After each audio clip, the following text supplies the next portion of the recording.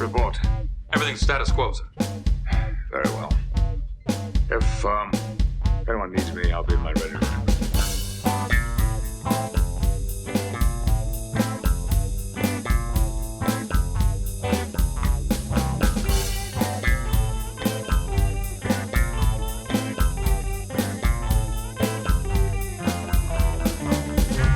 Hello and welcome to the Readier Room, the only and longest running Star Trek The Next Generation rewatch podcast. Every week we bring you an episode of Star Trek The Next Generation and all the behind the scenes stories of making that episode. My name is Mitchell Mells, Chief Consultant of Services at Paramount. With me is my life partner Brandon Hobbs, the ex-head of Resources Management.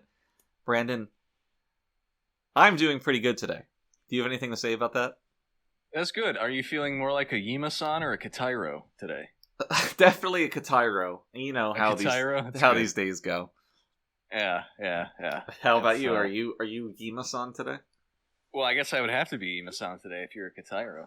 Oh, given the nature of our partnership, for sure. It's a duality. Right.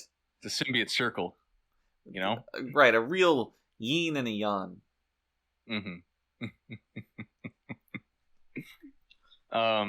Did you know that you could watch Star Trek Discovery with Klingon subtitles?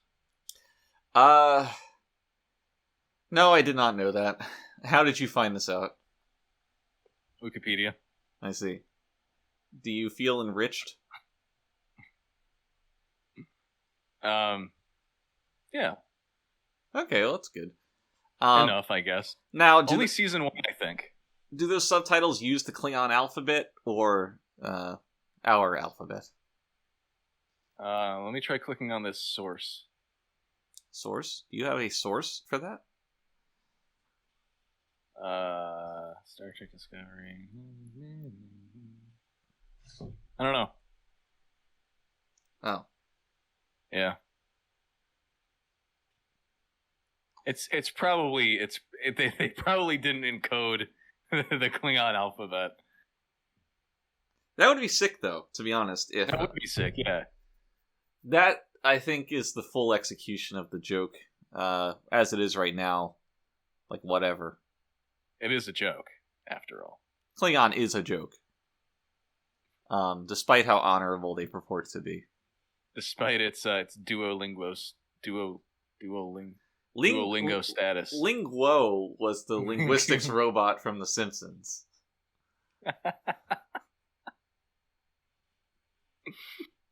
All right. How are you? How am I doing? Yeah, I'm fine. Oh, okay. Yes. That's fine. I had General Guo's chicken tonight. Oh, yeah? Did it make you a happy family? Well, we'll see in 9 months. I don't know. I don't know if it's just the internet rotting my brain, but I can't hear the phrase happy family without thinking of some bizarre corruption of it and just being displeased. What? I don't know. It's like a mind virus. Happy family. Happy family. Maybe it's just Western culture really corrupting my impressions of a healthy nuclear family. So what you're saying is the first thing you think of is not the Chinese dish. Yes, exactly. Okay. You think of... I think of some bizarre... how to put this? Like a... imagine like... a dojin that's like... Oh, yeah, okay. I got you. That's all you need to say.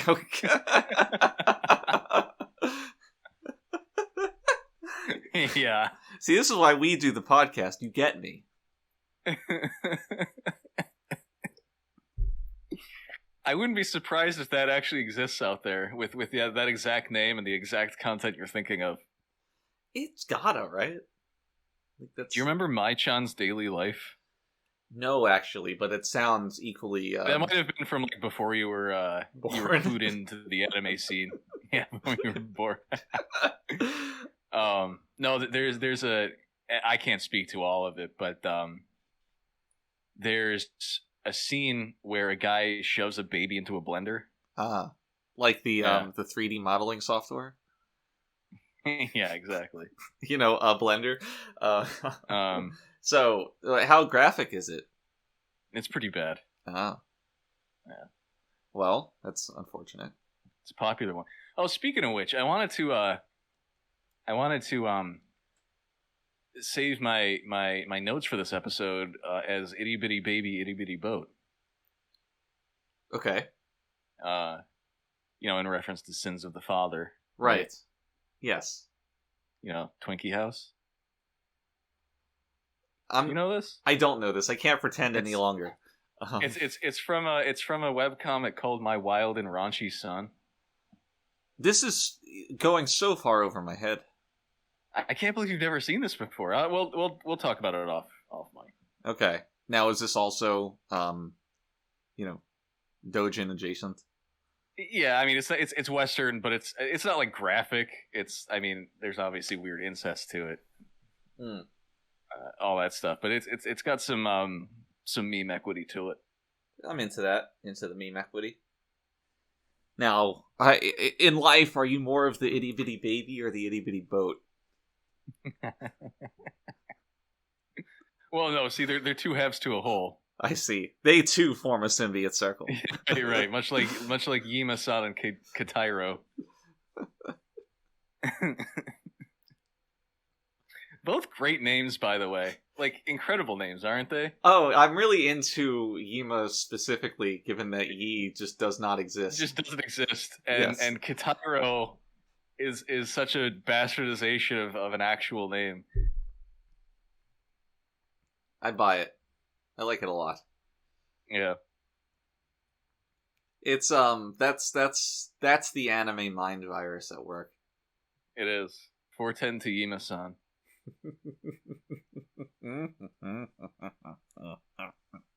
Although, imagine spending 6 years of your life and not being able to draw any better. I mean, I can handle somebody that just isn't good at something, and despite their efforts, they just don't get better. Although I highly doubt this person was practicing. But the idea that you don't have the awareness to see that, and you're like, look at the progress I made, when you made zero progress. Right, yeah. Just the gall. Right, that's where it goes over the line for me.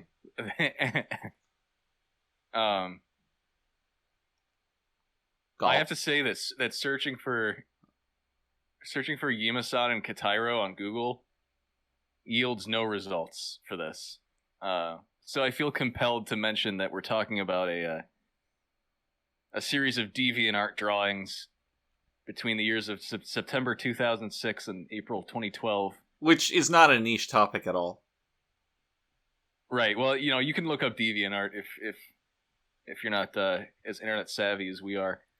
But it's 3 drawings over the course of 6 years with 3-year intervals. They're all basically the same, and the whole conceit is that this person was supposed to have improved. Right. The idea is they did not redraw the same drawing after years of development to show your progress as an artist. And they're 2 lovers holding hands underneath an umbrella, and it seems in 2006 they were named in 2006. I think they were named, then they were not named, and then they were named again. No. They were named, but then in 2009, Yima became Yima-san. Oh, and then they became unnamed in 2012. I see. Moving up in the world, really getting that respect. There's so much lore to this, yeah. Right, Yima-san. She probably introduces herself like that. That's how I introduce myself. Not as Mitchell, but specifically as Yima-san.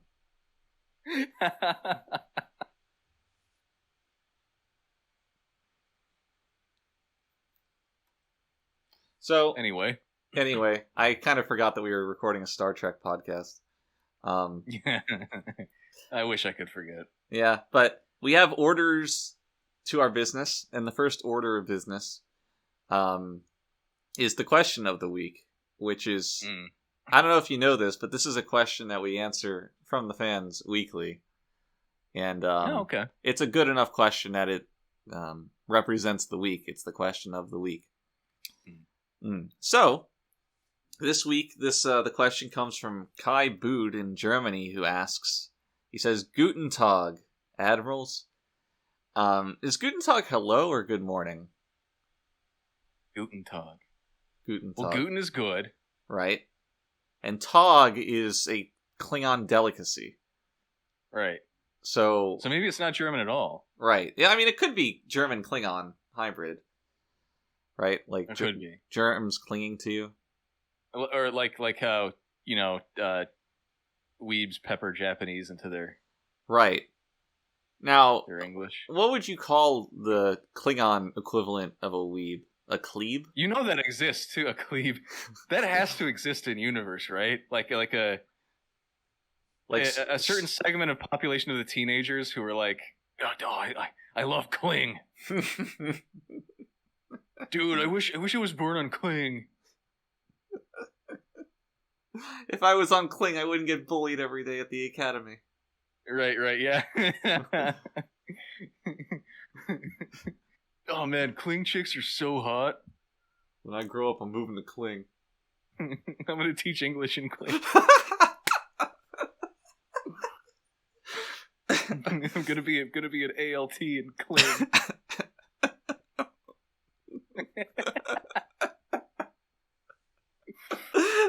Oh man. Well, I guess we need to answer this Cleves question. Guy who spends 2 years studying Klingon and all he can say is Kaplot.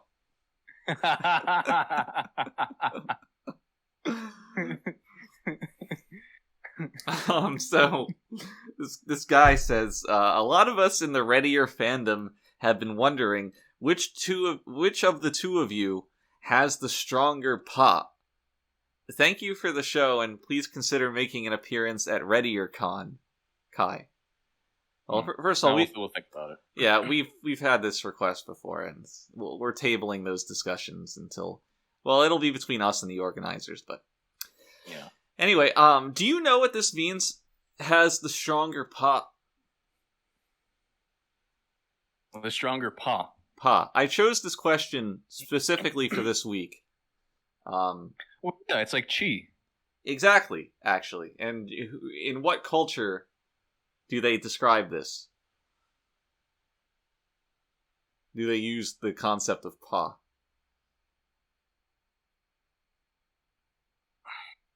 It's not the Klingons. It's not Klingons. This is a real question. This is not. This has an answer. Quizzing you.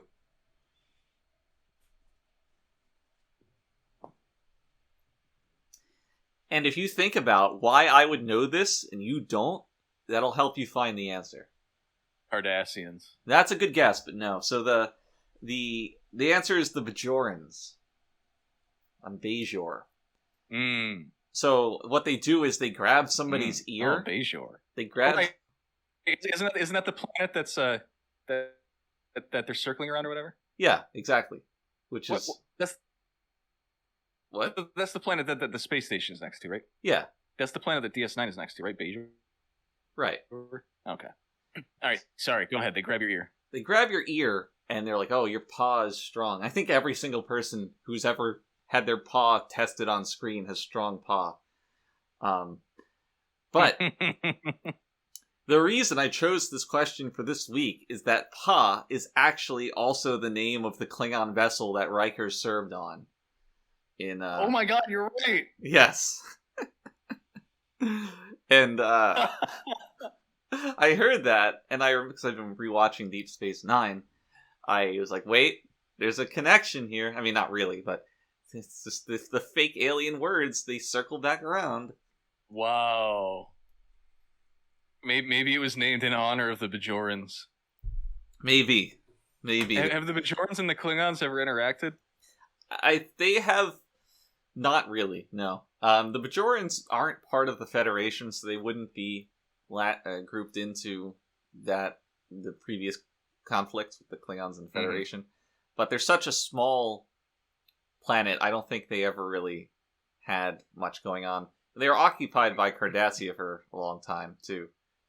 Maybe, 1,000 years ago, some, Klingon vessels stopped at Bajor Bajor. and Bajor and introduced them to this word, and they've like appropriated it. Maybe.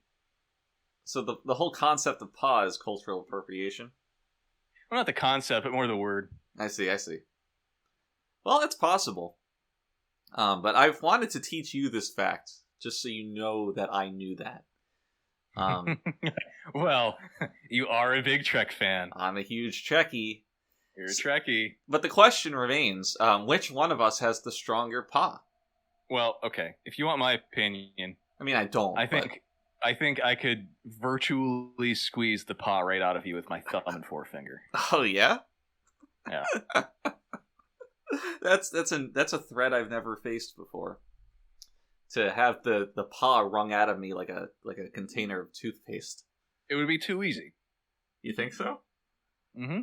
I mean, I'm pawful, as they like to say. Whereas you know, I'll say this: you might have more paw, stronger paw, but I have more honor.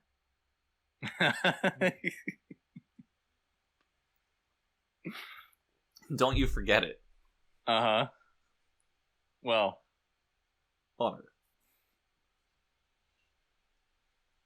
It's good. have you found your paw? No, ever since he left a few decades ago. He's got to be dead by now, but I never did find him.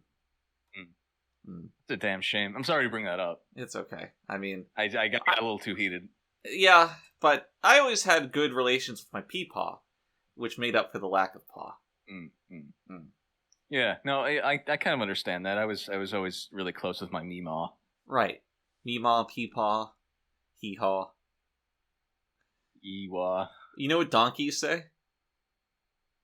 What do they say? Hee-haw!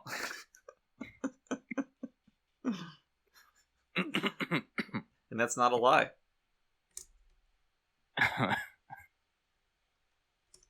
So, if you are like Kai and you have a question you want us to answer next week on our Question of the Week segment, send an email to the Readier Room at gmail.com. It's capital T and 2 capital R's. Or you can tweet at us at the Readier Room, and we field questions of all shapes and sizes. Now, unlike last week, where I kind of knew where you were at going into the episode, we have not at all shared our opinions on this week's episode prior to right now. Yeah, we haven't talked at all about this one. No, it's part of our shunning, our mutual shunning of each other. Yeah, well, I'm still not over it, but we'll try our let best. bygones be bygones for tonight at least. Yeah, we'll let bygones be Qui-Gons. Mm-hmm. Hey. So, topical. Thank you. Now, I guess I'll start off. I liked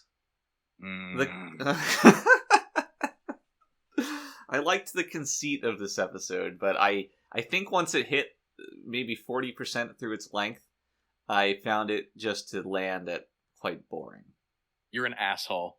What? You're insane. What are you talking about? Really? This is the best episode so far. No way. I mean, again, conceptually, it's cool. I like exploring the Klingon culture. I like the problem Worf is faced with and his conundrum that he grapples with. I like all of that. However, the episode itself is just a lot of boring dialogue. Boring. It's boring. It's not that it's because it's dialogue it's boring. I don't need them to have a laser cannon fight. But I don't know. It just gets bogged down in a lot of samey discussions. You know what I will say? They may spend a little too much time in the Great Hall. Yes. But this episode was so important for really solidifying Klingon culture. I agree with that. It's a very useful episode in terms of the what it brings to the lore of the series. And I mean that this was entirely Ronald Moore. I mean, he basically created, and we take it for granted now, but he basically with this episode created Klingon culture. Yeah. And this episode, the things it lays down, in addition to just creating a feel of Klingon culture that is replicated later on, ideas and concepts introduced in this episode play really big parts in future episodes. Like the whole Duras and his house become major antagonists. We get a ton of episodes. I mean, even extending into Deep Space Nine. Yeah. The same thing right? with Worf's brother also shows up throughout this series and into Deep Space Nine. Who is actually, I was pleasantly surprised to still feel like Tony Todd did a great job in that role. Usually when we're talking about, I mean, first of all, guest actors are a shot in the dark. But when you're going the extra step and you're making these characters so related to the main cast, it's really easy to mess that up. Yeah. But I think Tony did a really good job. He did. And what I like even more is that he played the character distinct from how Michael Dorn played Worf. Yeah. Not trying to copy him or anything. It wasn't like iterative, yeah. So just solid all around, to be certain. With that in mind, I just think the execution of the episode could have been better. It could have also had an intriguing, political plot in addition to the Klingon cultural elements, which are really what works the most in the episode. And I thought the plot was inherently political. It's political, but it's not intriguing.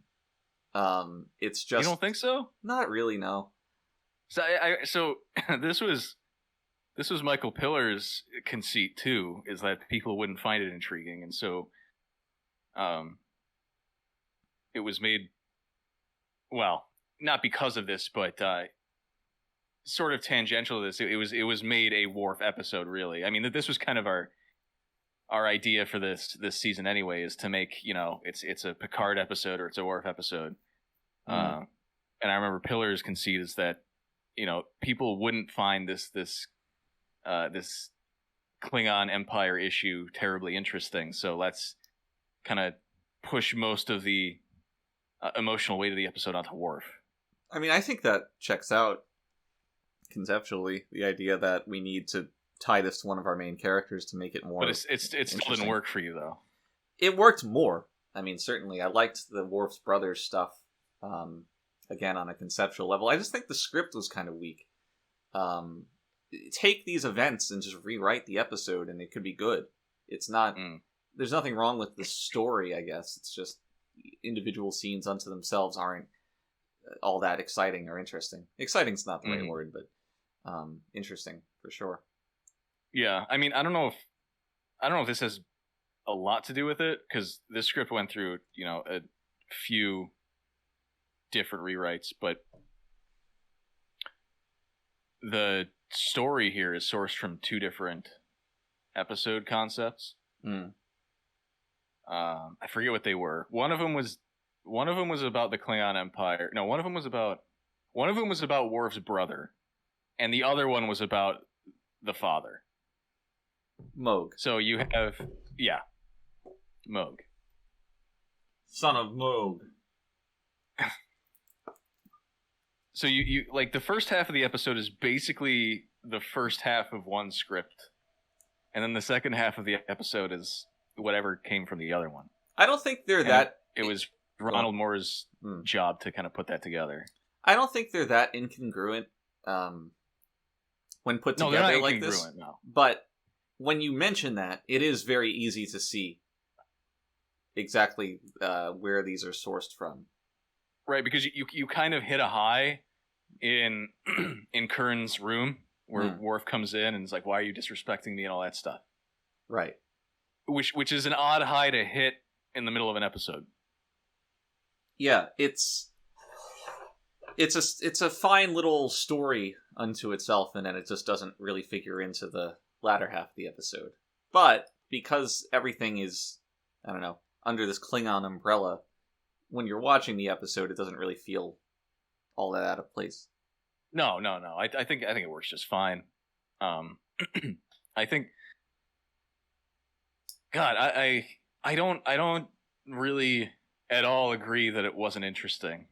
I don't know if I could even articulate why. Like I said, I think we spent a little too much time in the Great Hall, only because that was a set that I think everyone was really happy with.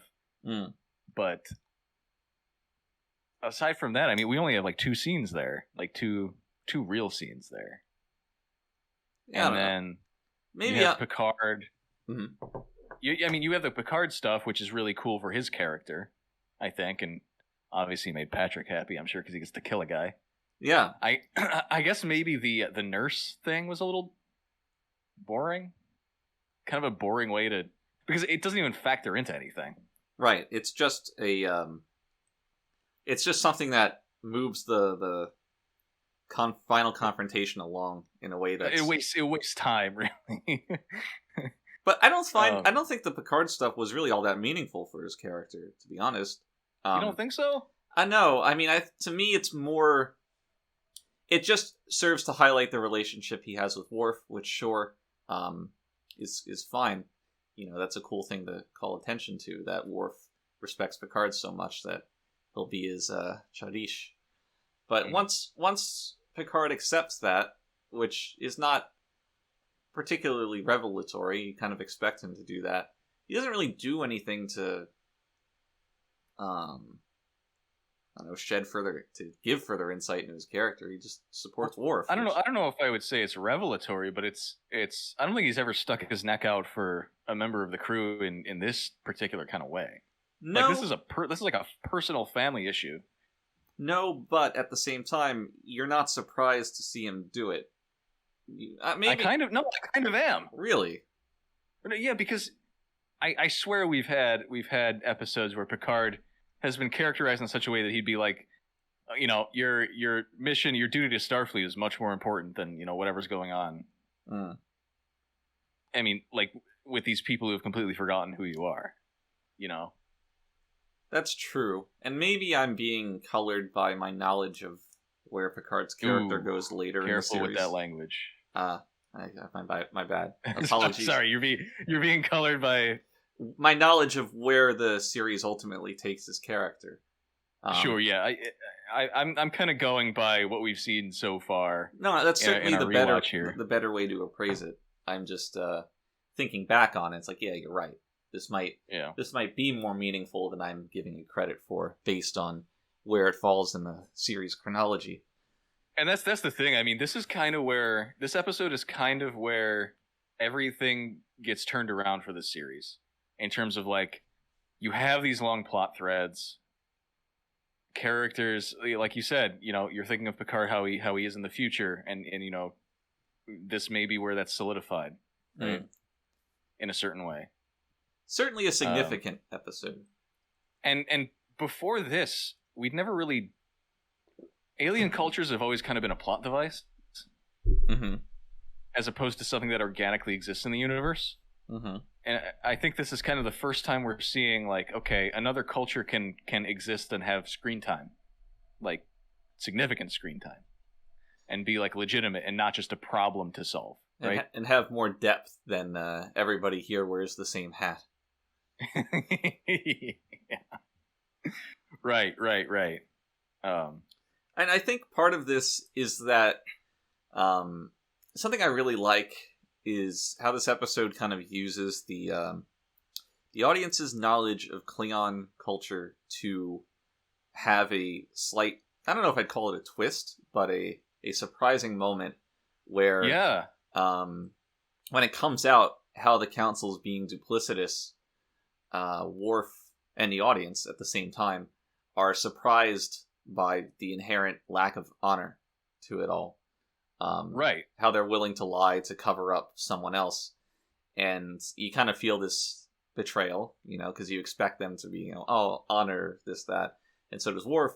And really, the council is anything but. And it kind of prevents the depiction of Klingons from being all that one-dimensional, when if the one word you would define them by, they don't care to stick by it. Mm-hmm. Yeah, because they're more concerned with preserving their political structure, right? Than honor, really, which makes a lot of sense. I mean, in terms of being a an institution, you know. Yeah. And if you're going to have a society that progresses through ages and is advanced enough to have space travel and whatnot, you can't expect them to so plainly stick to one ideal, because that's just not really how life works. Sure, yeah. And so yeah, I mean that's something that you can appreciate for this episode for sure. Definitely. And it works very well. Yeah, I don't know. The slight feelings of boredom that I felt at parts in the episode, I don't know. To me, they're starting to feel outweighed by the strong parts of this episode that do work. I mean, you know what? We know what a comparison might be, which might be a little hacky, but if you look at the Star Wars prequels, where they kind of set up this this framework for a world that the older movies didn't give us, really. They were a very tight plot. And the prequels gave us all this, like, you know, background stuff, a lot of lore type stuff, and they weren't good. But what they gave us in terms of lore was so interesting that you wanted to dive into it. There could be a little bit of that going on here.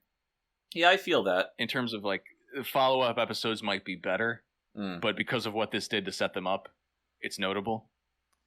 And to be honest, I think all those things are all important individually. Yeah, you can have a strong narrative, and of course that's really good, but creating an inviting world that people just want to know more about is incredibly valuable. Yeah, I mean, I think that'll do more for audience engagement than narrative will. Right. I mean, look at the in our world, how people treat Klingon, the language, that culture. It just kind of is interesting unto itself, bereft of narrative. Right. Yeah, totally. Yeah, it's a novelty. And episodes like this are really what helped get it there. It wasn't the original series Klingons that people felt endeared to. No, and it wasn't the movie Klingons either, because that was a lot more focused on, like, how can we revamp them visually and not necessarily culturally. Right. I don't even. This isn't much of a revamp as it is just a defining. Right, like this is. Yeah, I suppose so. This is the first time it's really been explored in this amount of depth. I wish everything was not, lit in red. It's a bizarre cultural choice, but Yeah, I mean, I don't know. I kind of liked this episode for doing. This episode was very different in terms of its cinematography. Yes, there are a lot of shadows, even on the Enterprise. Yeah, and in the very first, maybe the second scene, when what's his name, Kurt? Kern, like a corn kernel. Oh, Kern. Okay, when Kern beams onto the ship, he beams in, and he's almost in complete shadow, and then he walks a few steps forward, and then he enters complete shadow, where you can't even see the small parts of him that you could before. And I thought there was something wrong with my TV. It's very dark.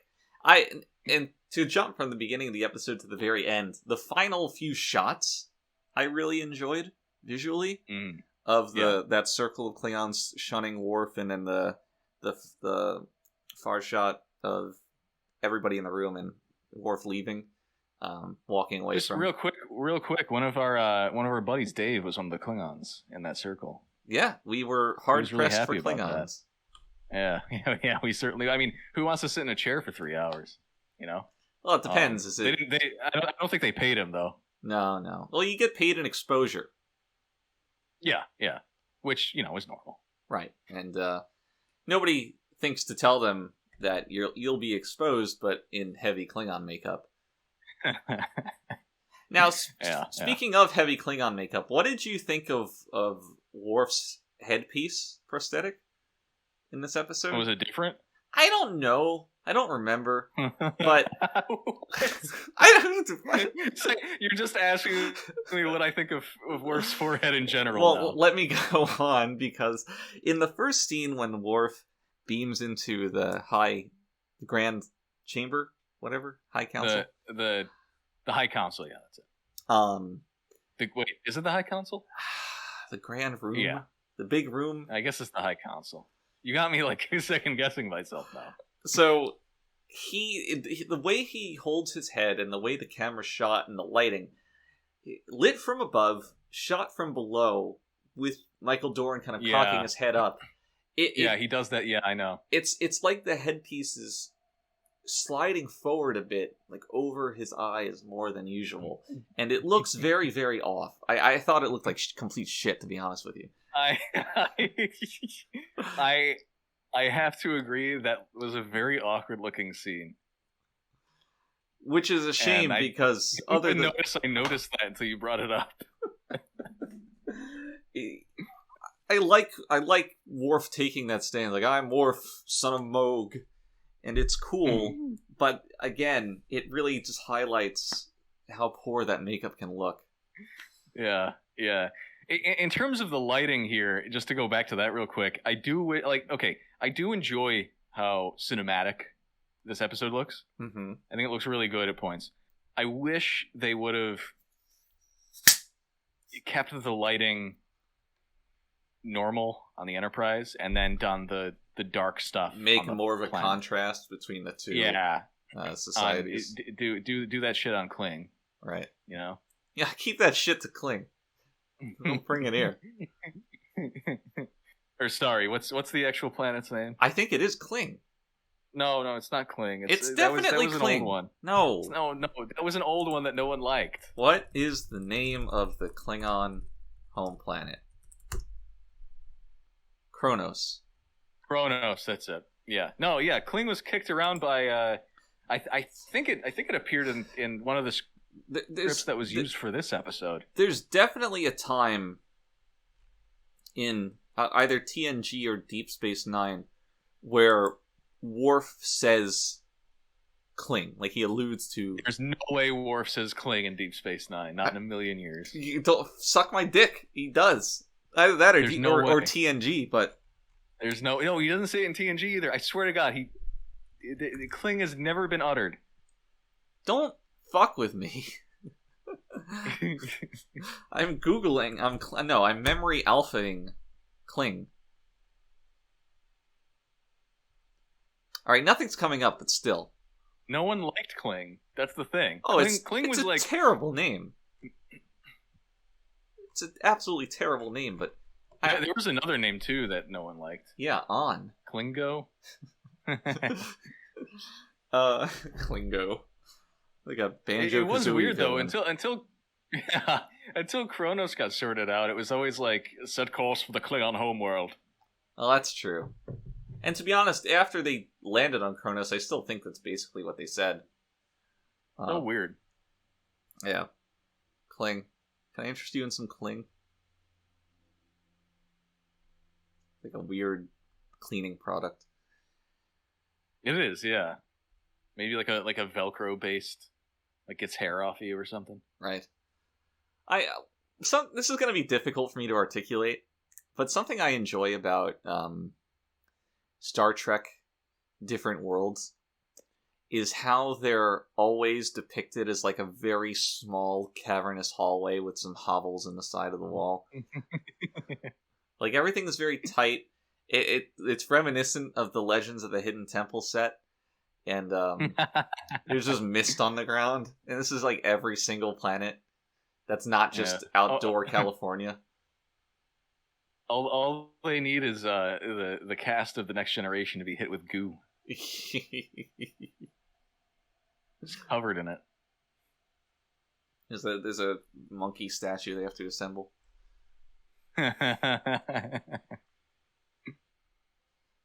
Alright, so why don't we go through this chronologically?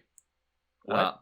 Why don't we go through this chronologically, this episode? What does chronologically mean? It's related to Kronos, the Klingon homeworld. Oh, okay. I gotcha. All right. Kronos logic Lee. Mhm. Right. Mhm. So, which also, so the first person from Kronos that we see is Kern. This episode starts out with a girl with a cute side ponytail. I didn't notice her. She's at 10 forward. 10 sitting at forward. the bar. The episode starts in 10 forward? Yeah, it does. What? What is happening? Doesn't it? Maybe. I'm pretty sure it does. I know they're like, oh, Riker just got finished his, study abroad on the Klingon ship. I'm sorry. It starts in the corridor. That's what I fucking And thought. then... Wait a minute. I swear to God No, I swear to God there was a scene of 10 forward at the very beginning. It just no one said anything. Okay. But there's a cute girl with a side ponytail. Now, we'll do this live on the podcast. I'm going to put it down in the definitive ranking. Number 1, Ponytail. Number 2, side ponytail. Number, 99, twin tails. Yeah, okay. They're functionally the same thing. Yes. I mean, yes, they tie up your hair so it's not all in your fucking face. Obviously, that's not the discussion we're having here. What about the lazy housewife ponytail? Explain. So it's like a mix between a ponytail and a bun. Uh-huh. You know what I mean? And it's kind of just like lazily tied up in the back and like sort of like going sort of everywhere. You don't know what I'm talking about? I'm Googling lazy housewife ponytail, despite it being a don't do this. Wait, maybe do this? Don't do this. Just a lot of gross, lazy housewives. Lazy housewives sounds dangerous. Oh, jeez. Anyway. No, I have no idea what the fuck you're talking about. You're crazy. I have to find this now. Maybe I should spend more time with lazy housewives. The more desperate, the better. Have you ever seen Desperate Housewives? Here and there. Well, you'll be perfect then for my Desperate Housewives rewatch podcast I'm planning. You like Desperate Housewives, huh? I've seen a lot of Desperate Housewives, if I'm being completely honest with you. That's a reality show, right? No, it's a drama. It's a melodrama even. It's like a primetime soap opera. You're right. Yeah. No, the worst show I've probably ever watched to completion is Gossip Girl. That has to be the worst show you've ever watched to completion. Gossip Girl's fucking awful. Well, and Gatchaman Crowds. Yeah, I'm with you on that one. Gossip Girl is great. What are you talking about? They talk too fast. Yeah? Yeah. Am I wrong? I don't think so. Wait, you don't think I'm wrong? No, I don't think they talk fast. Oh, no, they do. Am I thinking of a Gilmore Girls? Gilmore Girls, you asshole. Don't act like this mistake is beyond your capabilities. It's Gilmore Girls is. Well, I guess we are boomers. Yeah. I was gonna say it's a boomer show, but is Gossip Girl not? Gossip Girl came out like 10 years ago. Hold on. Gossip Girl. 2007. Gilmore Girls. That's not boomer. Gilmore Girls is 2000. It's 7-year difference. 7-year stretch. Well, you're still pushing it to the point where millennials aren't going to be watching Gilmore Girls. Are they going to be watching Gossip Girl? Yeah. 2007? Yeah, absolutely. All I know is I have I know people who are of the not boomer age who have watched Gilmore Girls. Why are you hanging out with children, Mitch? You know why I'm hanging out with children. I can't find this ponytail that I'm talking about. I swear to God it exists. It might be called like a bun or something in Japanese. I don't know. A bun, perhaps in the oven? For what it's worth, I've only seen Japanese women do this. Maybe your appraisal of their attractiveness was blinded by their ethnicity. I'm not gonna say it. Yeah, maybe. Consider that. But no, seriously, it's got. Now that you mention it, a white woman probably couldn't pull it off, but a Latina could. Okay. Now, does this have any bearing on whether or not she's smoking hot? This Latina. This mythical Latina. Well, I'll tell you what does have bearing is whether or not she's over 30 and or has kids. Now, how that's the point where she blows up like a balloon. How do Latinas scale into the late game? A late game? Yeah. What do you mean? Like, if I'm interpreting you correctly, the only time you will be enjoying a Latina is probably in like the first 10 years of knowing her. Okay. And that's if you catch her like right out of being legal. So, to put this another way, they scale a little bit worse. Yeah. Yeah. Oh, yeah. They scale terribly. Okay. All right. So unlike Black Don't Crack, Latina do patina. They do patina. They patina hard. Hell yeah. Oh jeez. What about the ponytail that kind of takes like the almost like bang area and like kind of pulls it back? You know what I mean? Like on top of the head? Yeah, like you can obviously see the. I don't know how to explain it. Now, what I like are the ponytails that don't touch the bangs. Like, I don't know if this is a halfback or what. That might be a football term. But when... No, I know. Don't pull the bangs back. Right. Like, let them bang. What I'm talking about is like...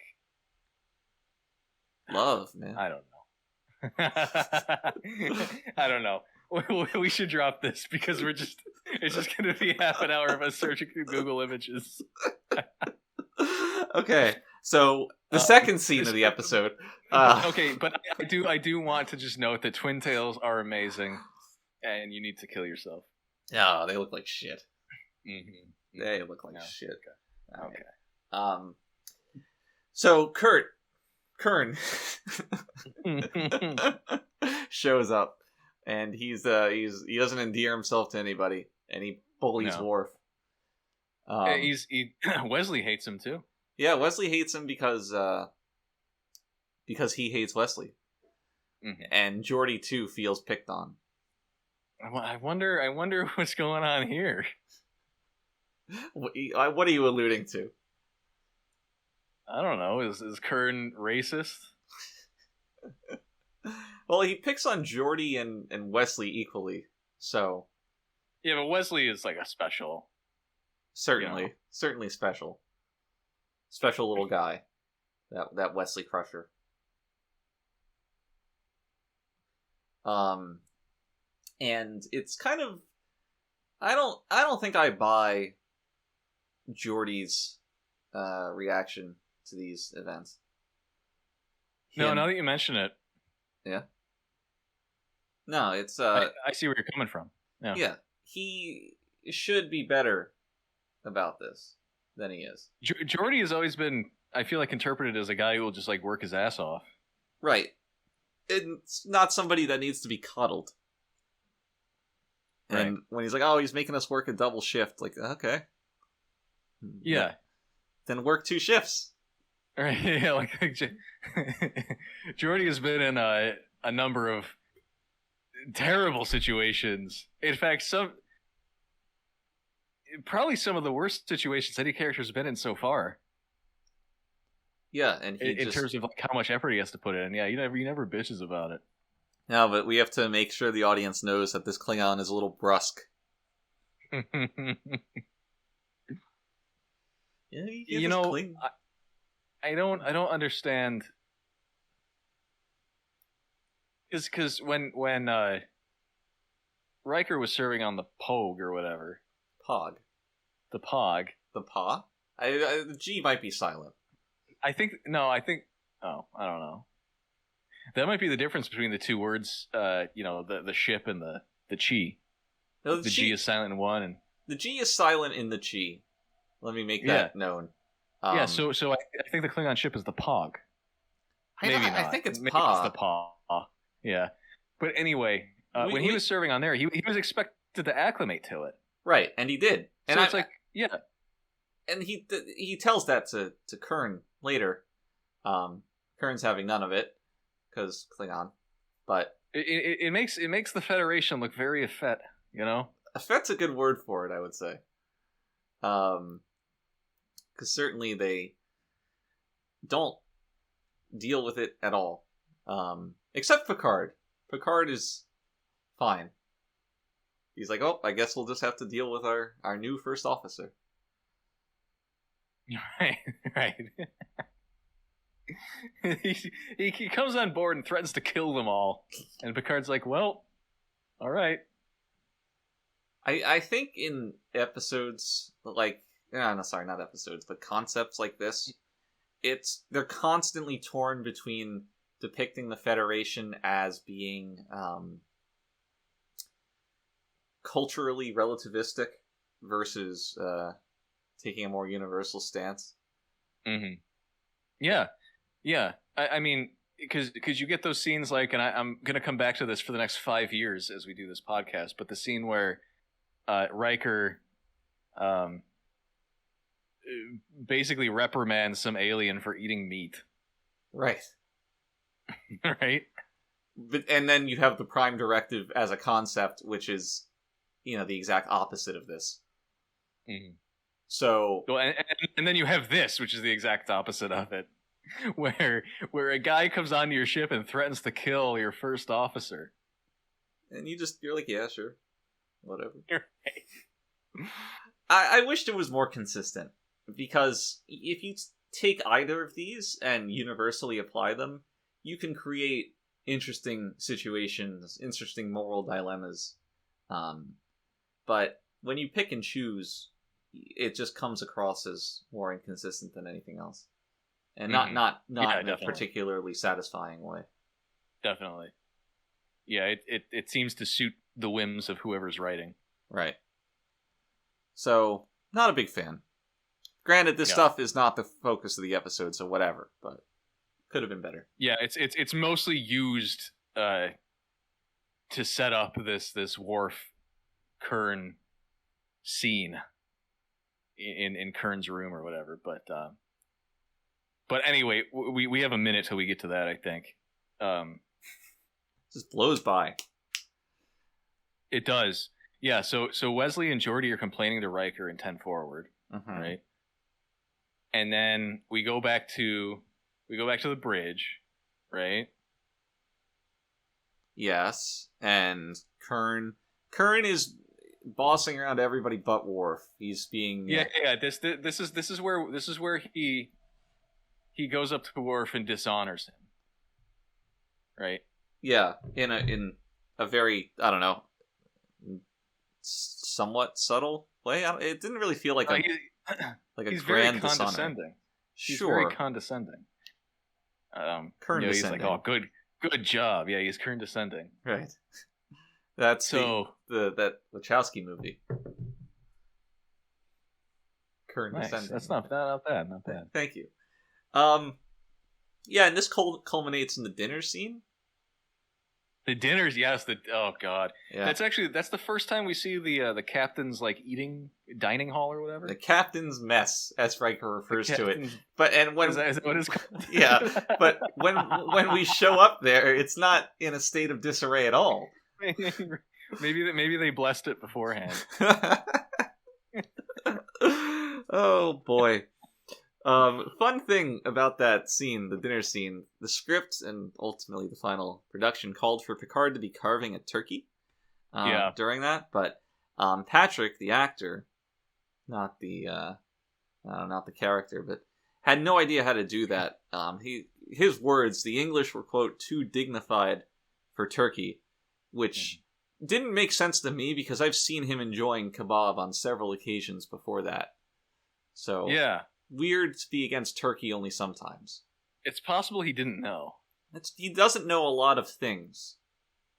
So I subscribe to this theory. Was he eating the kebab with rice? No, but that would have been the better way to enjoy it. You think so? Yeah, actually. I'm almost 'Cause, 100% certain. Historically, it's been enjoyed with bread. Pita. Pita, if you want to call it that. I do. Pita. Pita. I just think having kebab with rice is a little bit degenerate. That's all. Degenerate, huh? In what way? Culturally insensitive. To whom? The Turks? The Turks. The young ones or the old ones? The young ones. The young... like Hassan. Well, we should poll him on the matter, actually. Yeah, actually, ensigns at Hassan for us. Is it okay to eat kebab over a bed of rice? That's the question of the hour. Yep. So they're at that dinner scene, and there's a very strange exchange where Riker, and basically everybody's complaining about Kern right to his face, presumably in good fun. But Riker says something, when I was on the PA, I fit in with everybody, but this asshole's not doing that at all. And then Geordi says, yeah, what a dick. No offense, of course. You're right. So strange, just strange. We learn that Picard keeps caviar on the ship. Yes, Which because doesn't seem like it would last very long. I'm tickled that, first of all, that's true. But I'm tickled by the notion that the replicator can't get some things right, but it presumably can get other things completely right because nobody complains about them. This is the first time we've really heard a complaint from someone in the Federation about the replicator. Right. Do you view this as significant? Significant, maybe not, but I'm kind of perturbed by it because, like you said, it raises the question of why does it get some things right and others not? It makes sense when it's trying to replicate alien stuff, but yeah, not the native stuff of the people who built the damn thing. Right. And what is so mysterious about caviar? It's just fucking eggs. Because it's a rich food. Like, it costs a lot of money. Exactly, The replicator can't get it right. That's exactly what it is. You could literally go down and scoop this out of the sea or whatever. Feed that into the computer. Too much for our replicators. Yeah, it's sorry, Captain.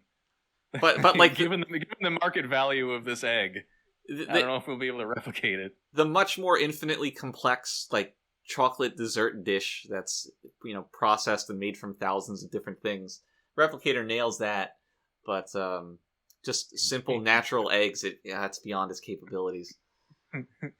Maybe they need to pay food distributors to be able to replicate. They need to pay them royalties. Do the fish collect on this? Maybe they're sentient now. Oh boy. Yeah, stupid scene. Fucking stupid. I do like how he just spread it on his turkey, though. Yeah, that was funny. That was a nice touch. I did not like how Picard grimaced when he spit it out, though. Why not? He was very offended. He was very offended by it. Yeah, he's like, this is our finest dry-ass turkey in the Federation. No. He spit the caviar. That's why Picard was offended, because he was like, it's my finest. I thought he spit the turkey. I thought he spit out the caviar. Are we ever gonna settle this? Are you new Splatfest? Turkeys. That might be the stupidest thing you've ever fucking said.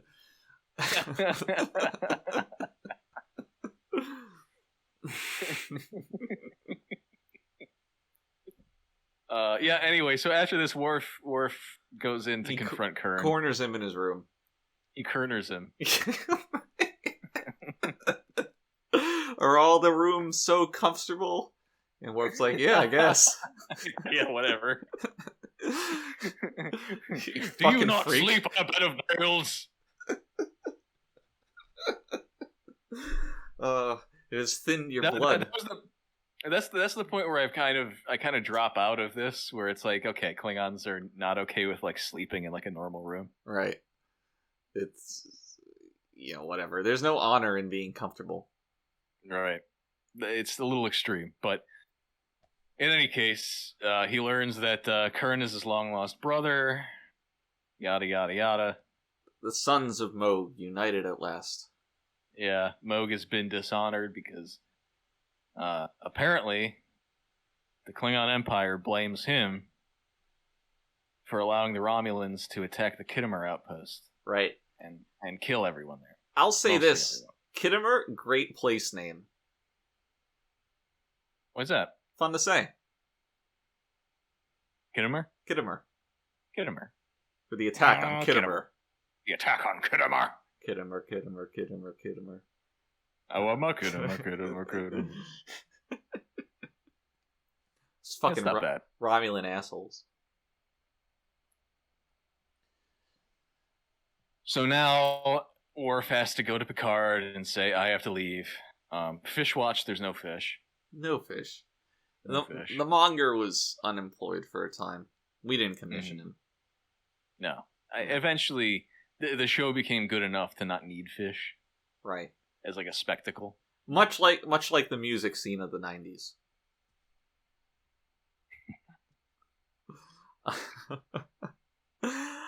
Before we move on too hard, I just want to point out, I found it funny that even in the far future, white people food is still so fucking bland that nobody can eat it.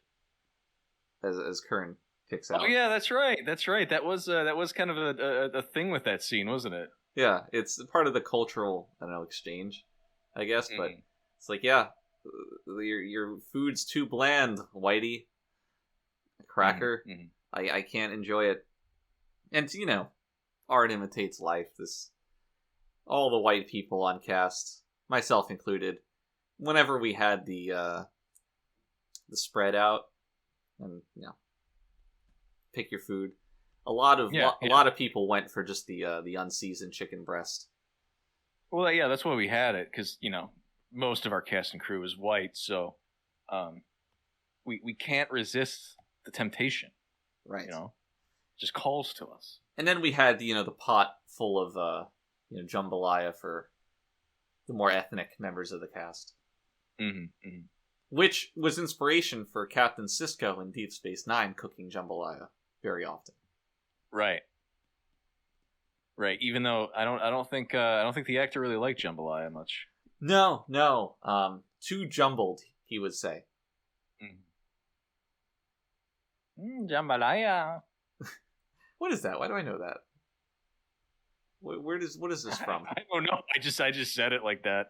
No, there's definitely something where some character is like feasting or like looking to feast. He says, jambalaya. It's as stupid as it sounds, but this definitely exists. I'm not insane. All right, I don't know. I'm sorry. Maybe I am insane. I don't know, but this definitely is a real thing.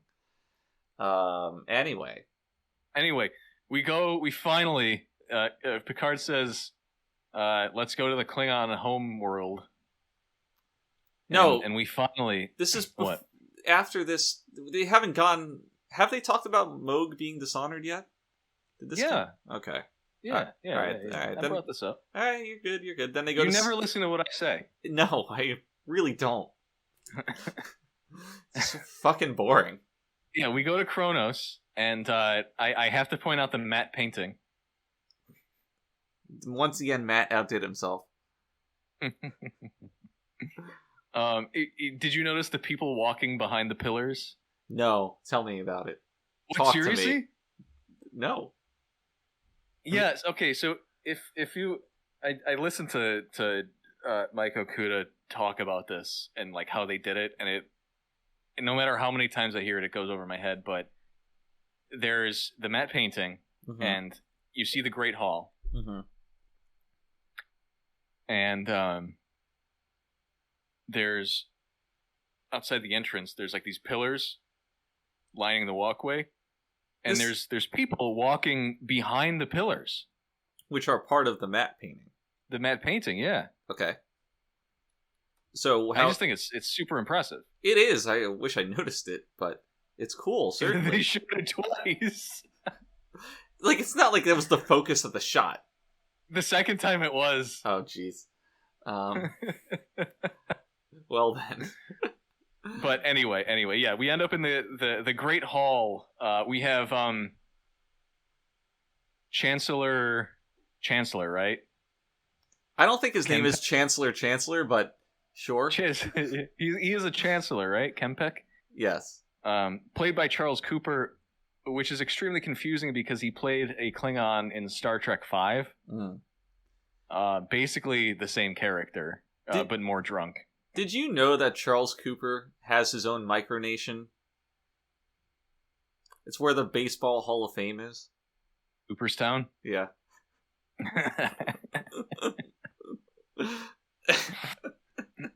I didn't know that belonged to him.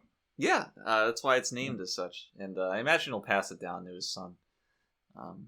Charles Cooper I the imagine second. he has already. Yeah, that's true. given how long ago this was.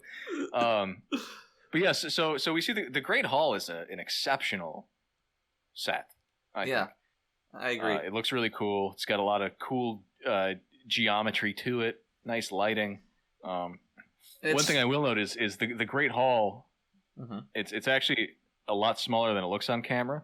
Yes, by far. Because if you imagine the Great Hall like in canon, basically you want to cut that in half, because what they would do was they would redress it to fit whichever end we were supposed to be looking at as an audience, and so you know, at one point it would be the front of the Great Hall, at one point it would be the back, but it was always that one half. Right. And I think it was around day 4 or 5 that everyone kind of collectively decided that it would just be easier to flip the scene horizontally in post, Which was rather than an inspired decision of filmmaking. Yeah, I mean, when you think about it, it's kind of the natural conclusion. Natty. But it is a great set.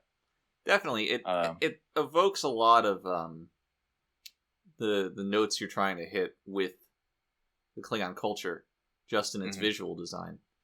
So yeah, it's really cool because like we'd be remiss if we didn't mention Richard and Jim, who won the Emmys for this episode based on their kind of visual interpretation of Klingon culture, which I think was, I think it evokes kind of like a Southeast Asian kind of vibe.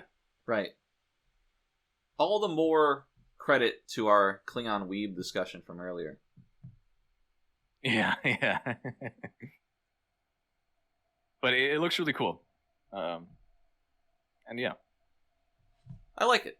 It's one of the like stronger points of the episode. I mean, and it is. I talked about Worf's makeup looking like shit, but basically every other Klingon, their costumes, their makeup, I thought looked quite good. And yeah. To me, surprisingly too, because sorry, go ahead. To me, it calls into question why the Klingons have seen as much visual redesign as they have since TNG. I don't. Oh yeah. Like why? It just looks great. Yeah, I mean the if we're talking about Discovery, those designs are bad. Hell yeah, they are. They're awful. Why even?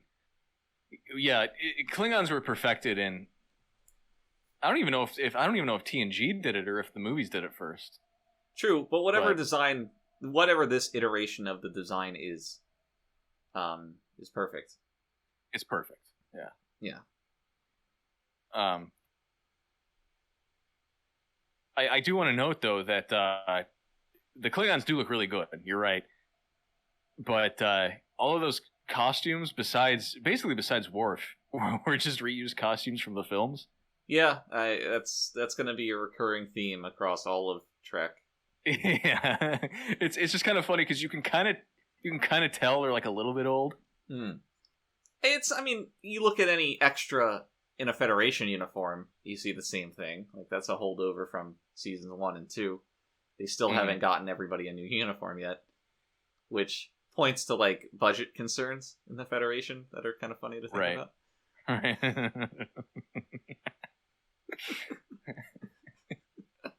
I guess why get rid of a good uniform? Right. Maybe everyone's just sentimental. I like my old uniform. Yeah. Going back to Deep Space Nine, let that phrase sit for a moment. In one episode, everyone just has a new uniform. It's in the middle of a season. And I believe... Like forever? Yeah, it's just a change that happens from then on.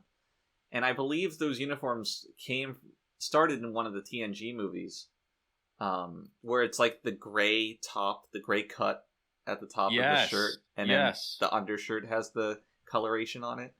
Right. Yeah, they just adopt those in the middle of season 5, I think. That's nuts. Yeah.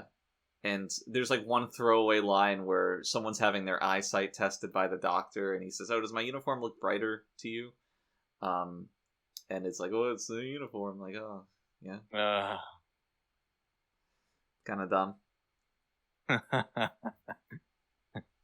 Damn, that's really weird. Isn't it though?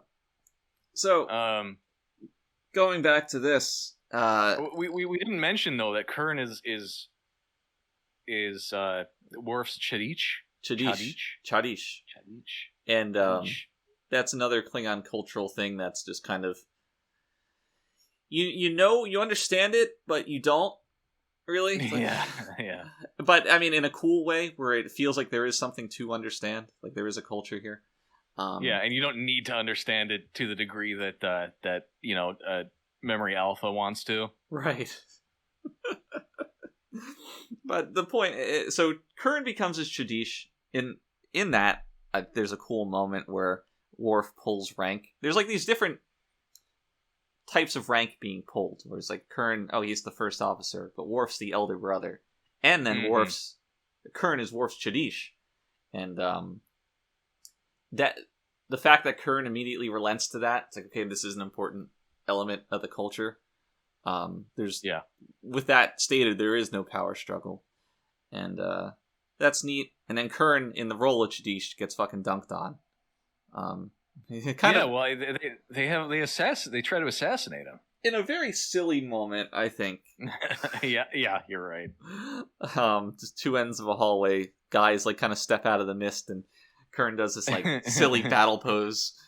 It's very mustache twirling on the part of Duras, right? And very TOS tier action.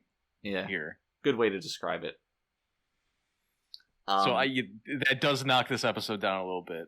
Yes, but it opens the door for Picard to become Worf Chadish, which we spoke of earlier, how we enjoyed that. But it opens the door, gets on the floor, walks the dinosaur. Funny Chadish story. I believe one time Brent asked Frakes to be his Chadish, and then Frakes just slapped Brent to the ground. That was at a rap party, wasn't it? Yeah, yes.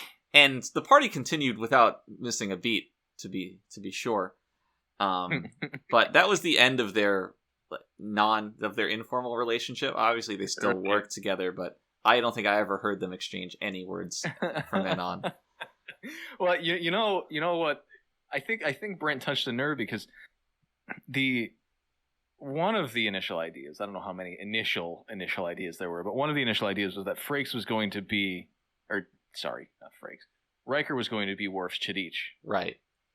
And he got robbed And- of that screen time and that. Right. So Principal. Picard was kind of supposed to be like the lawyer type figure.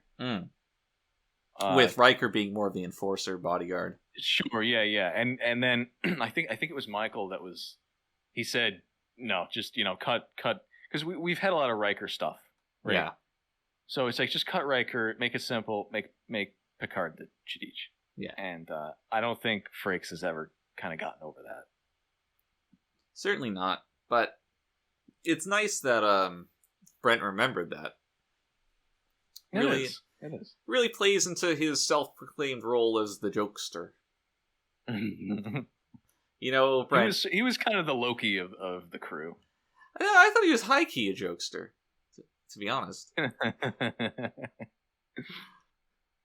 So, this all goes on. So Picard becomes Chadish. Chadish. He becomes Chadish. Then he has to do some investigating. Actually, this does not connect to this, but I thought Worf looked ridiculous with his little sash. Sash, yeah. I'm sorry, his second sash.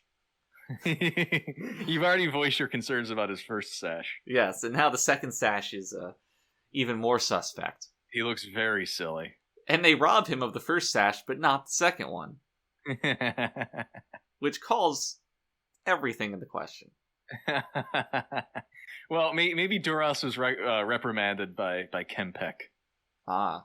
They don't do that again. Or maybe they thought it looked so silly they were kind of giggling, like stifling. Maybe a that giggle. was the child's uniform to which they were referring.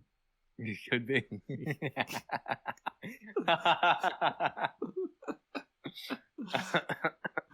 You come to us wearing a child's uniform. Worf's just standing there looking like a complete buffoon because he is. Yeah. Duras does challenge Picard for a moment. And right? steps down from that challenge for very little reason. Picard, he responds by threatening him physically, but not at all an imposing figure, Patrick Stewart. But he can't, Duras can't kill him on the floor there. That's why he ends up sending assassins for him. But yes, but much in the same way that Kern. The way he slinks down is not. It's very much depicted as him being intimidated. Mm. Yeah, you might be right. That might just be like a, Picard's so cool kind of moment. Yeah, wow, even the Klingons respect him. Right. It is right after this that we have, a couple of things here. Crusher realizes that Worf is not the only survivor of the Khitomer massacre, right? Yes, that is Crusher, isn't it? That's surprising. This scene is particularly interesting because we see as yet, I think, unseen version of Crusher, sans coat. Right. This is a secret Crusher. Secret Crusher. We called her on set. We called her Naked Crusher. And it's maybe 13 seconds. And this 13 seconds of footage was completely lost. And it became an issue when the HD version of the show was being put together, particularly because this episode was on the sampler disc before the Blu-rays came out. This was the Blu-ray. It had Farpoint, this episode, and something light something. Fuck. Forget what the episode was. Whatever. Light of My Life. Oh, the Hidden Light. No, something like that. It's the name of a Beatles song. I remember this. It's the exact title. Go on. You continue talking. Okay, yeah, you can look it up. I am. In any case, yeah. So on the sampler, this 13 seconds of footage was upscaled from the TV broadcast, and it had all that ugly banding and stuff like that. And this became a news item because it was suspected that this would just be never be found. And on the official Blu-ray releases that, people would just have to kind of deal with it. And what happened was eventually this 13 seconds of footage was found at the last second in the form of an original reel in a CBS executive's personal collection, I guess you might call it. Which is very fortunate. It is. You hear a lot about lost media and just in unrecoverable footage, but for it to be recovered, to come back to us, very rare, very appreciated. Now the world can enjoy the naked hidden Crusher. Exactly. And it was very magnanimous of this executive to share his naked Crusher footage with us. Indeed. Magnanimous is the best way to describe it. Best way to describe most things, even. Yeah. It's a big word. Yeah. You ever go to Magnanimous Festival? Oh, yeah, I go there every year. Yeah, MagFest. It's a lot of fun. So, I looked this up, by the way. It's The Inner Light. Yeah, that's it. It's The Inner Light. Which, as I said, is the title of a Beatles song. Mm-hmm. And don't you forget it. Is it? It is. No cap. How does it go? It's, I don't know, it's a fucking George thing. Like, it's got this, yeah, it's a grill that you press, and, anyway, where are we? Picard is the Shadish? Picard is the Shadish. He's the sheriff? And we didn't mention this, but Picard has a line where when Worf asks him to be the Tajish, yeah, he vomits. Yeah. And a lot of people don't know this, but the Klingon that he speaks was actually inspired, I would say, from Patrick's inability to verbally parse Korean. You remember this? I do. He tried for some reason, but he couldn't get there. We had a karaoke session, I think it was. And right, and the machine we had only had Korean songs. Yeah, exactly. And Patrick, bravely decided to sing one song that night. And I remember we all kind of looked at each other and we were like, "This sounds like Klingon." Do you remember what song he was singing?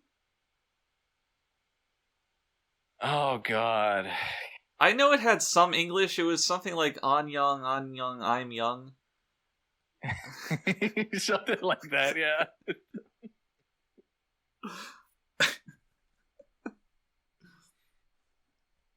But you figured it out before I did. I was thinking really hard for a minute. But from that we got Chadish, which is now part of Trek culture and lore. So you can thank the Koreans for that. I thank them for a lot of things. We like K-pop here. We do. The K stands for Korean. What? Yeah. I know you always thought it was Kilimanjaro or some such, but no.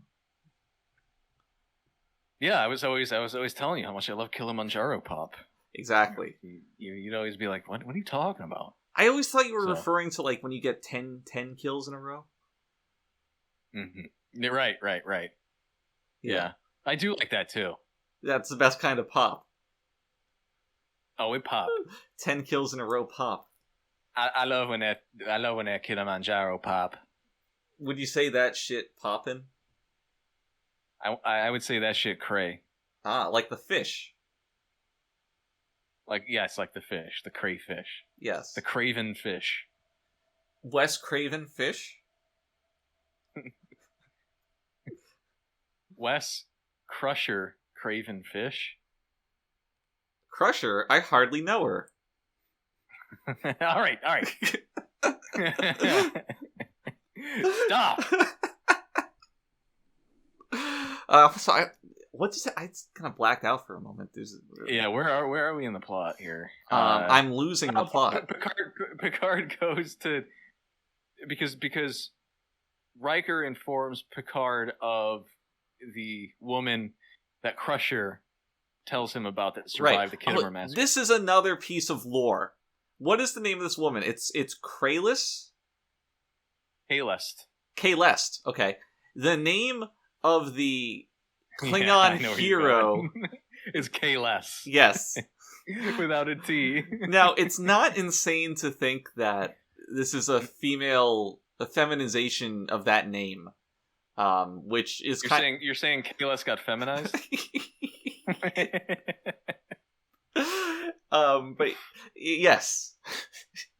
Now, this Kahlest, the character, the lore piece, is not mentioned in this episode, but you have to think, did they come up with that name independent of Kahlest? Or was this... I 100% believe that they did. Then it's a happy coincidence. But yeah, it is like people being named Jesus. Right? Exactly, yeah. So it's not all that incoherent or anything. Or incongruent. But it's just like, it's kind of like, You just know that... They didn't plan this. You just know that Kahlest was forced feminized.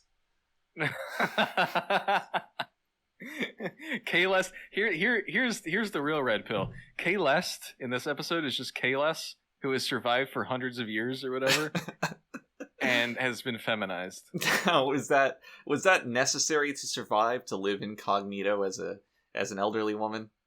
I mean, if you're Godric, hell yeah. If you're Godric the Grafted. Now, here's something. From has had forced feminized characters before in their games.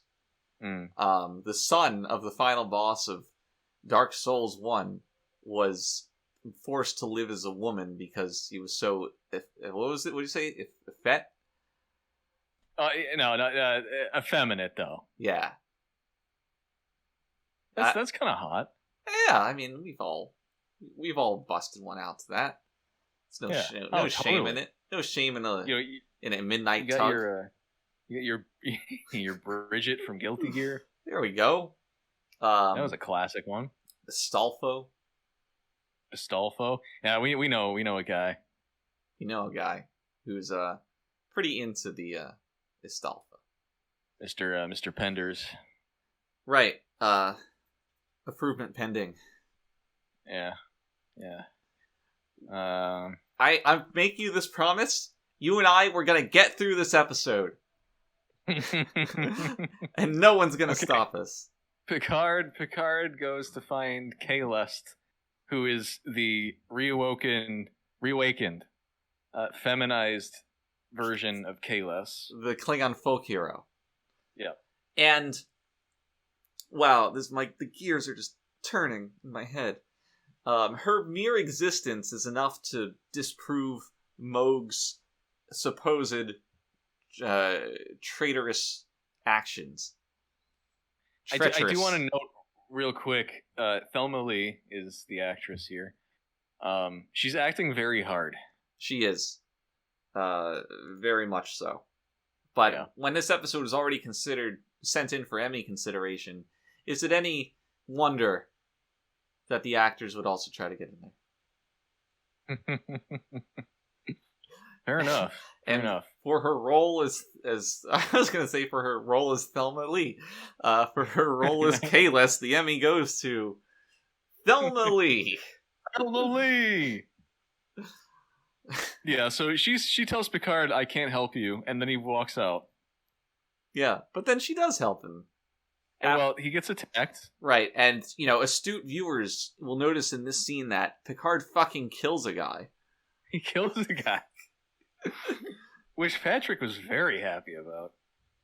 Yeah, he wanted Picard to, quote, shed some blood.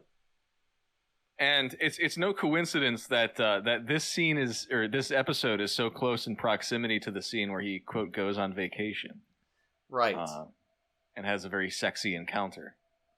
It was kind of a 1-2 punch of trying to make Patrick happy. I think we all saw Picard as a kind of, how to best put it, James Bond figure. Mm-hmm. in a lot of ways. Yeah, definitely. Suave. Suave, most definitely wanted by everyone, Mm-hmm. and Yeah. capable and at home with a knife as he is with the craps die Or the captain's chair. or the captain's chair. How many times did you sit in the captain's chair while no one was looking? I'll be honest with you, an embarrassingly large amount, and sometimes just when it was me alone in the studio in that chair, I would gesture to nobody in particular and say, engage. It was great because, I mean, the one thing is, like, when you were sitting in it, you were kind of just looking at like a mess, like there was a wall there, like it was like right, like cameras, you know what I mean? with nobody manning them, pointing downwards. Yeah. So that was pretty bad. But if you kind of just kept your head down, you could imagine the view screen in front of you. Close your eyes and Yeah. Now, have you ever met one of those people who has a captain's chair installed in their living room? Happy to say I haven't. Well, you best hope it stays that way, I would say. Not a good place to be. All right. Who would you trust less? Trust less. Wow. Who would you trust less? K-List? That's what tripped me up, all this K-Less talk. Well, K-List buys her shoes at Paylist. Who would you trust less? Someone who has Kirk's chair in their living room, or someone who has Picard's chair? Well, the Kirk's chair person is most certainly older, and I think that the older audience places more honor on being trustworthy. So I would trust the Picard chair haver less. See, I would trust Picard more. Really? Why is that? Because I think Trekkies from the original series are deranged. Now, is a deranged person bereft of honor and trustworthiness? Yeah, so it makes them deranged. I see. I never How do you quite trust a deranged person? You say this like it's just a complete non-starter. Are you that put off by the deranged? I guess I'm ableist. I don't know what to say. They're not like criminally deranged, which is its own subsection of I suppose mental illness. Then I don't trust autistic people. Let's just leave it at that. Well, I think we all agree with that. I have to note that Data says censor in this episode. Yeah. Now, do you think that's like his contraction problem? Data's just a walking contradiction. He's contractionally obligated to speak properly. Not bad. Thank you. Yeah, he's an enigma, to be certain. He's a what? An enigma. Oh. Sorry. I'll enunciate more clearly this time. Right. I don't want to get canceled. Yeah, so Picard kills a guy. Hell yeah, he does. And then he brings her back. She's like, okay, I'll help you now. Well, okay. Brings her back. This makes sense, by the way. I'm not going to harp on that. She is Klingon. Picard demonstrated honor. Sure. Okay, fine. Sure.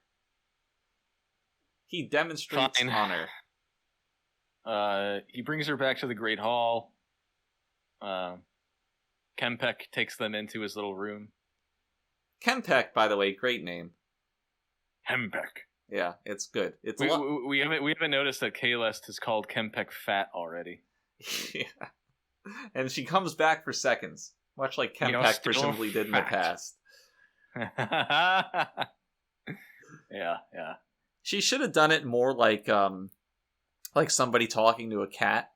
Like, oh, you're just a little fatty, aren't you, Kempek? Aren't you a little fatty boy? Oh, little fatty boy, a heckin' chunky one. Yeah, is Kempek a heckin' chunker? I have to say, he's endearing.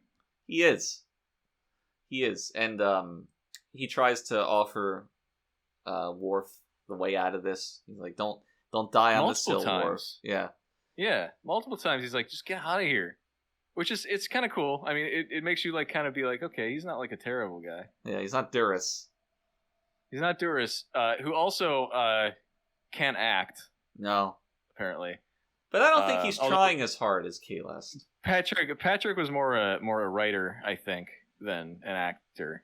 I know he came back for DS9 as a writer. Yes, For certain episodes. certainly. So I can sort of forgive him, I guess. It's kind of casting's fault that he can't act.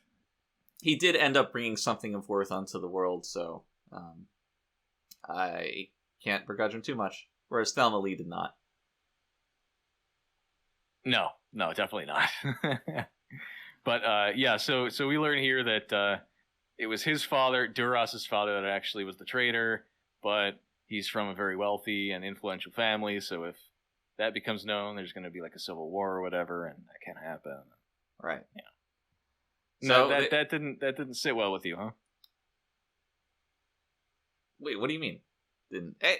Well, you said it. Well, you said it wasn't engaging, or No, I mean conceptually it's fine. It's just I made this point. It's not the events, but rather the scenes in which they play out just aren't written to be super engaging.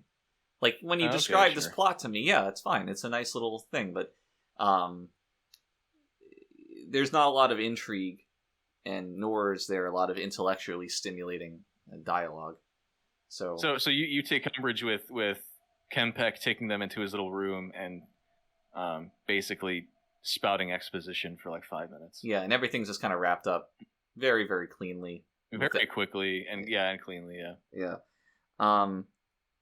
I like the conceit that they pin it on Moog because Worf is off fucking with the Federation and they don't know about Kern, so nobody would realistically care about this. It's like, yeah, that makes a lot of sense. It does, yeah. So yeah, it's nice. It is. But the episode kind of, like every Trek episode ever conceived into our world, it barrels towards its conclusion within the final 3 minutes. That's true, because now Kempek is saying, Worf, you're gonna have to die now because we can't present Kahlest's evidence to the public. And then Worf says, I'll give you something better. I'll let you excommunicate me. Which is, I guess, better than death. Which, I don't know, makes sense, I guess, for Klingons. But it's still kind of silly. The logic going on here is surprising to me. That I would... Yeah? Yeah. No, go ahead. I just don't... I don't really get it. Other than the episode... Worf can't die because he's a main character. But to me, it feels like that's a very loose end to leave untied for all of this. Well, the thing is, like, death is honorable. Yes, no, that I get, but they're not concerned with honor, they're concerned with covering this up. And so long as Worf is alive, let alone Kern, the idea that this could all come out in the future is very, very possible. And it does come out. They can easily kill either one of them. But they don't. Yeah, it does come. But the only reason it comes out is because Kempek gets killed, right? I don't remember exactly the events of that episode, but I think Kempek gets assassinated, and that's what gives them kind of the ability. Because like a weird like civil war starts, or there's a power vacuum. But yeah, there's that. Yes, so Kempek certainly dies, but I think Duras dies as well because the two Duras women become responsible for manning that house. Doesn't someone kill Duras? He certainly dies. I don't exactly remember. We'll get to it next season. That's next season's big hook. The Klingon Civil War.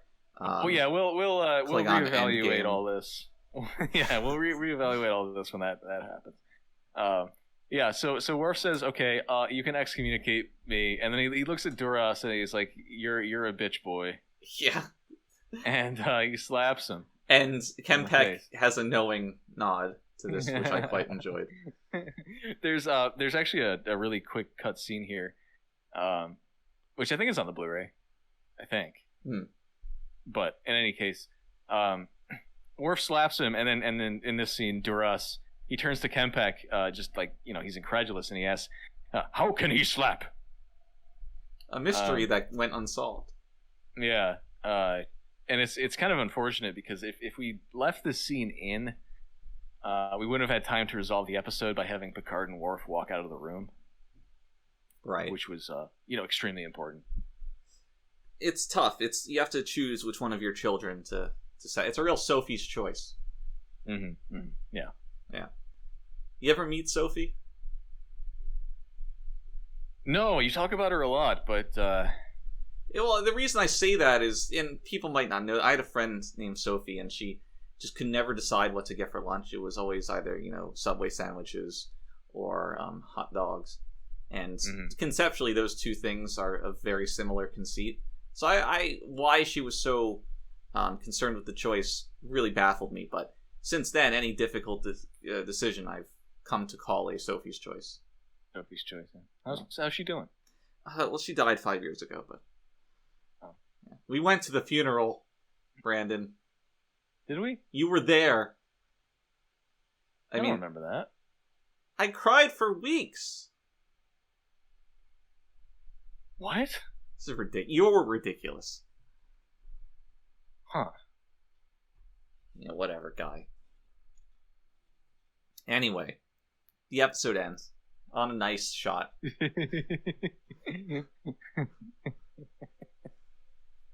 The episode does end, and it's abrupt. It is, but it was very clear they wanted to fit at least another 10-15 minutes into this episode, and they couldn't. Yes.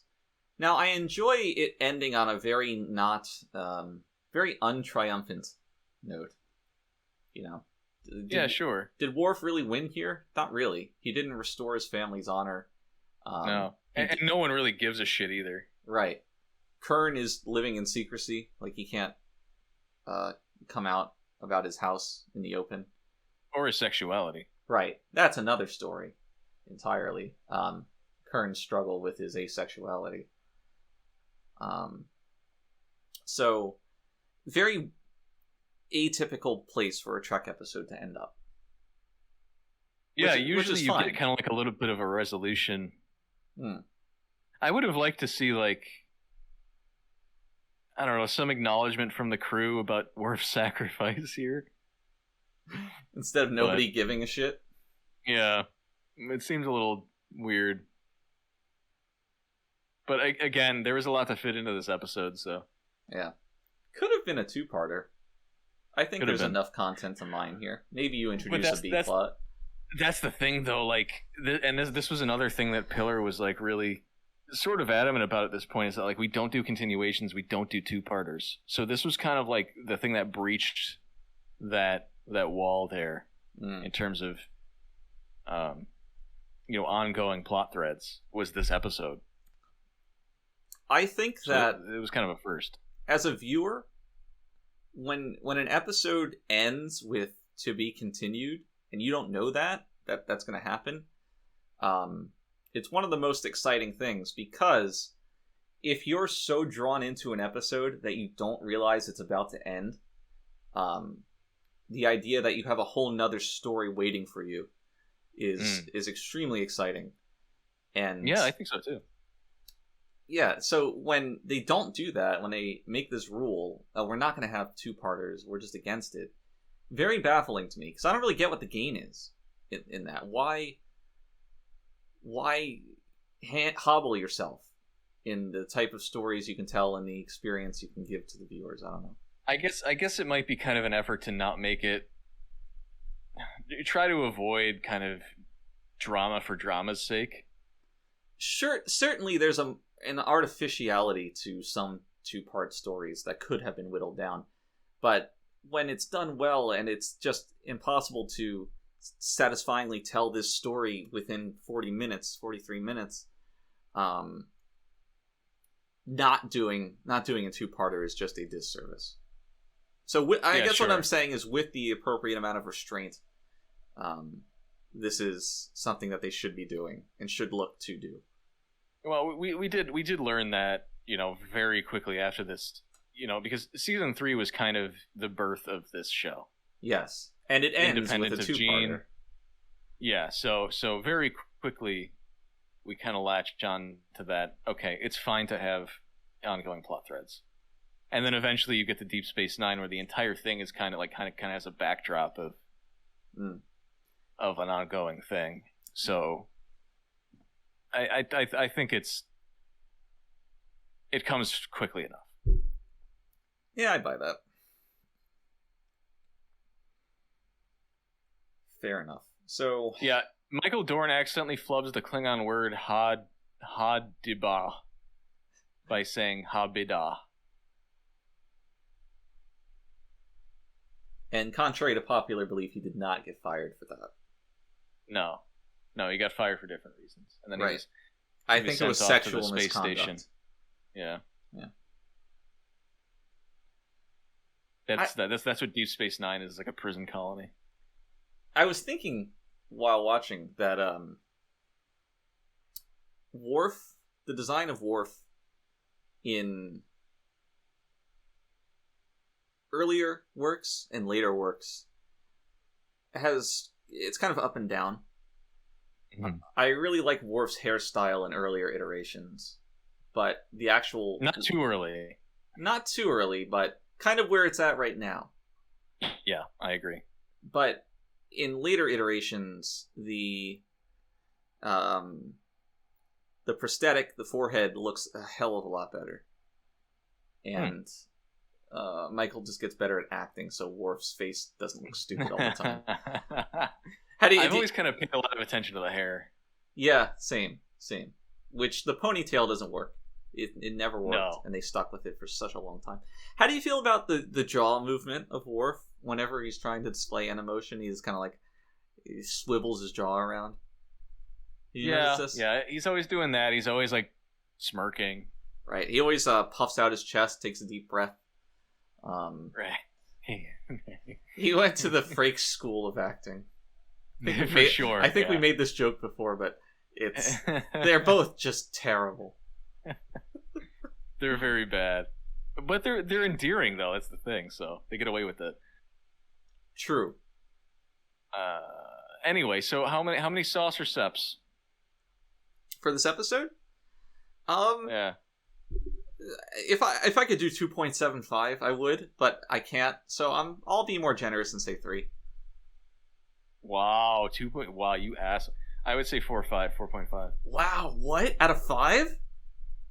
Yeah. Wow. I mean, I can understand why you like this episode, but I'm shocked to hear it scores that high. Like legitimately shocked. I'm beside myself. I mean, to be fair, this episode is often cited as like this is in like a lot of top 10 lists and stuff. Like a lot of people like this episode. Really? I'm surprised. Yeah. So I guess this is your yesterday's Enterprise for me. You know? Yeah, I buy that. I mean, there's no accounting for taste, which is a phrase I hear bandied about but don't exactly know what it means. Or rather, in what context one should be using it, if it's an insult or not. Now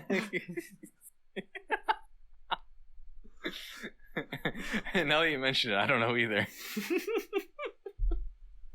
You know, some uninformed asshole comes in and is like, "Oh yeah, I really like all the season 7 episodes that everybody hates," and you can just kind of smirk and be like, "Oh, there's no accounting for taste, right?"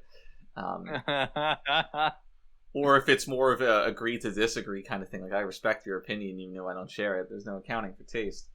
Right. You could go either way. It's a really it's a phrase with a lot of utility. It is. Yeah, you're right. Oh well. You got any trivia? I'm still looking at ponytails. Oh, jeez. Okay, yeah, I have trivia. Hold on.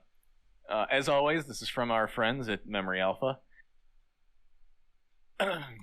Based friends. And this is the first episode that we find out Dr. Crusher's middle initial. What is it? Fuck. Are you kidding me? Jesus. You don't know this? Let me tell you, I have a 1 in 26th chance of getting this. Well, you can rule out certain letters. I guess I can rule out B and C. I don't think they would double up like that. And X. And Z. Z, if you will. Q. I doubt it's Q. We already have one Q in the show. 2. Never rule out Q. Is that your life's motto? Fuck. Let's see here. Beverly. You get 3 guesses. Thank you. Okay, I'll start with Beverly A. Crusher. Nope. Beverly.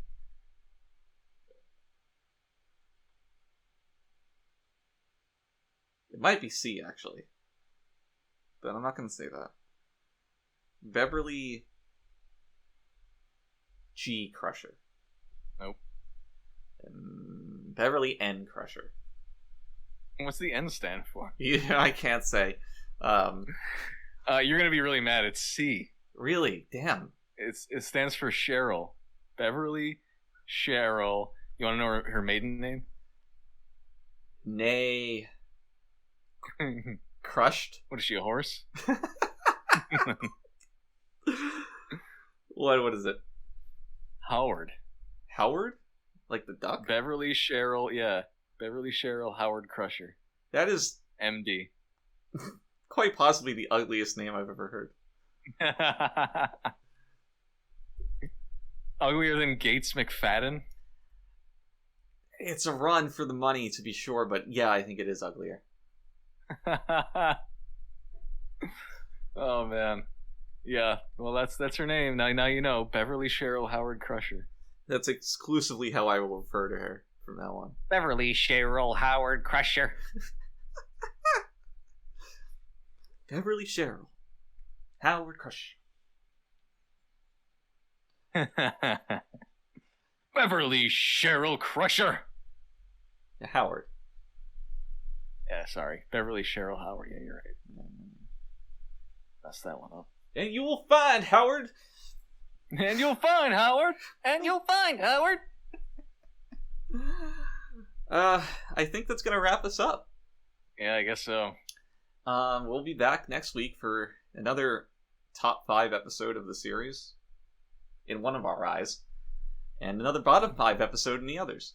And the other one. Yeah. Before we leave, I gotta thank our sponsors, Denny's, home of the Moons Over My Hammy and the Grand Slam, and the Tauntaun Men. Also, Pep Boys, home of the 5-minute oil change. You drop the word Readier at either of these places, you'll get 15% off your purchase and or order. And tell us about it. Tweet at us with the I'm Readier hashtag and show us your pictures of your Grand Slam and your car under the hood. And we'll reply. We'll retweet you, get you some exposure. We're all part of the Readier family, and we're all Readier as a concept. We'll be back again next week, as I said. Until then, grip you and yours tightly, and please, as a unit, stay Readier. The troublesome little man-child.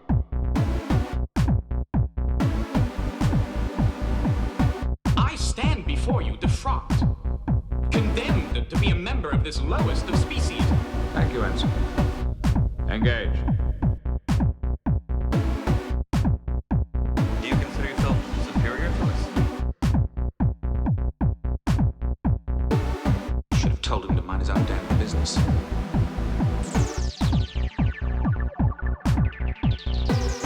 But I stroked the beard thusly. Do I not appear more intellectual? Computer, freeze program. Have you never dreamed of climbing inside the bottle?